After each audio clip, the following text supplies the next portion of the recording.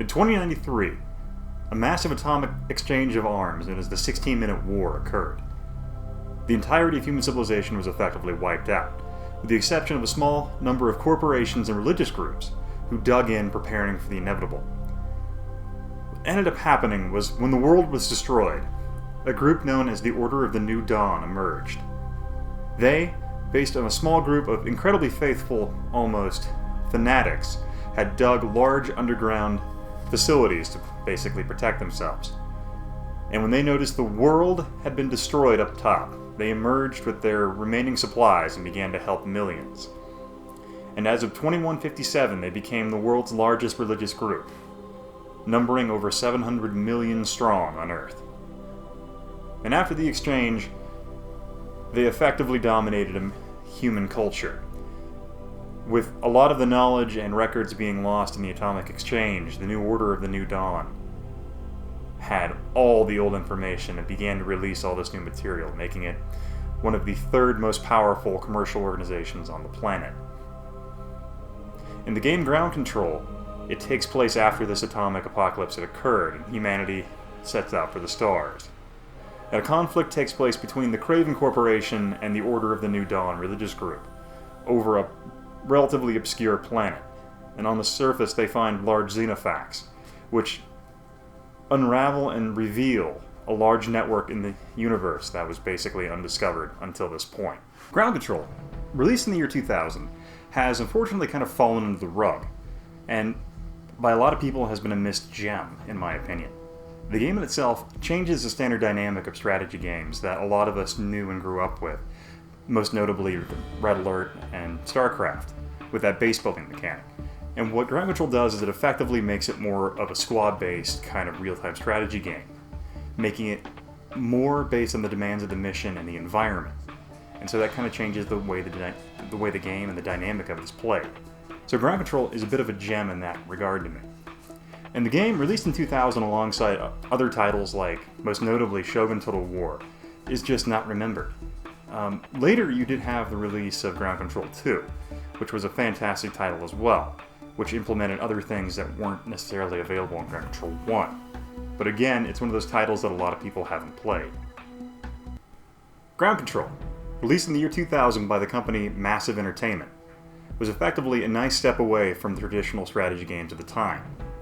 Traditionally, games like Command & Conquer had established a base building mechanic where you then establish and create units from there, where Ground Control had a dropship mechanic, where before any mission would start, you'd have to effectively select the build and makeup of your army before you went into combat. And if you lost any units along the way, you weren't going to get any more. So you had to be very strategic and careful about the way you assaulted your enemy, and understand that there's no way you're getting resupplied after you lose that unit. Ground Control's story is one of those that's quite interesting. It kind of just throws you right into the action, with the game opening with essentially two ships battling in high orbit above a planet. You have the Corporation Craven, and then the Order of the New Dawn battling it out in orbit above this random world. We don't necessarily know why this is occurring. And what's really intriguing about that is you don't know any of the backstory between these two principal organizations. And a lot of that is in the manual, which you won't have with later releases of the game because it's pretty much digital only. If you didn't buy it when it came out, you're kind of not, that information isn't available for you. But essentially, the nice thing about the manual is it actually gives kind of a unique backstory that you wouldn't expect. With the New Dawn emerging from essentially bunkers after an atomic war and uniting the planet in a relative, somewhat religious order. But not the entire planet. You had corporations doing the same thing in other areas, and then humanity taking to the stars. So that changes the dynamic of the story entirely. And then effectively, once you get to this planet and you see the two forces battling it out, you begin the game playing as a Craven employee, who essentially is just a member of their military wing, and you land and use equipment to fight the enemy with. And the more successful you become, the higher rank you gain essentially, and the more privileges you earn. So more units and things like that you can use in battle. But the complexity of these missions also get higher and more difficult as well, causing the demand for different units to go up. Something I loved about the game is the way the infantry mechanics worked wonderfully. Had a number of different formation types you can select from line, column, or box formations, allowing your units to utilize terrain properly as cover. In this game, it's kind of a nice feature.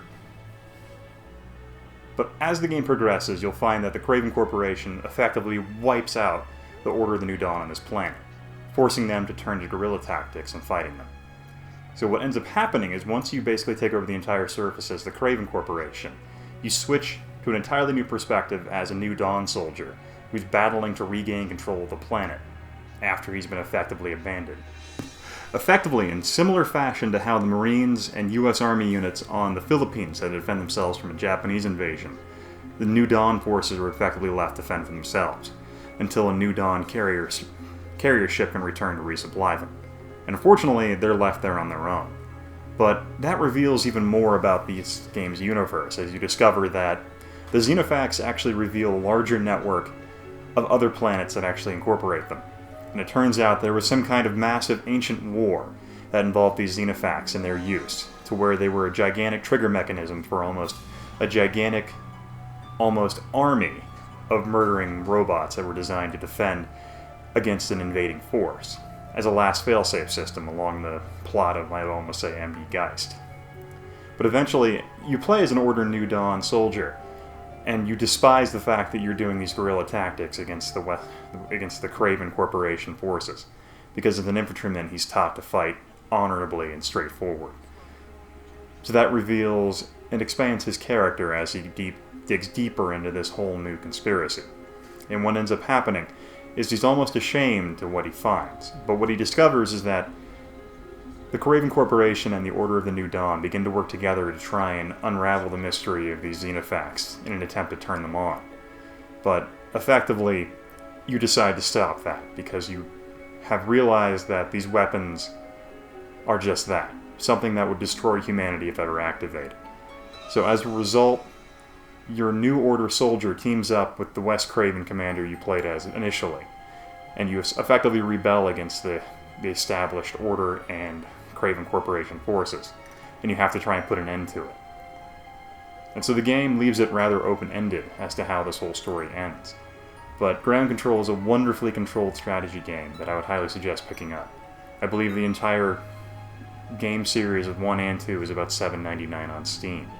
That's one of those things I'd suggest playing at least once, because the game literally changed the way I felt about strategy games. With having limited forces in the game, it really kind of limits the actions you can take and changes your strategies. So it makes you more resource conscious when you're trying to do effective matchmaking and destroying your enemy. But thank you very much for tuning in to the Historic Nerd today. Hope you have yourself a wonderful day, evening, or night. Bye. If you like this content, I highly suggest you check out my website, HistoricNerd.com. I also highly suggest you check out theconsoleexplosion.com. It has a number of other content providers there that generate quite a bit of good work that you might find enjoyable. If you want to say something to me directly, feel free to contact me at @historicalnerd on Twitter.com. So feel free. Alright, thank you very much for dropping by. Have a great night, evening, or day, whatever it is you're doing. Bye.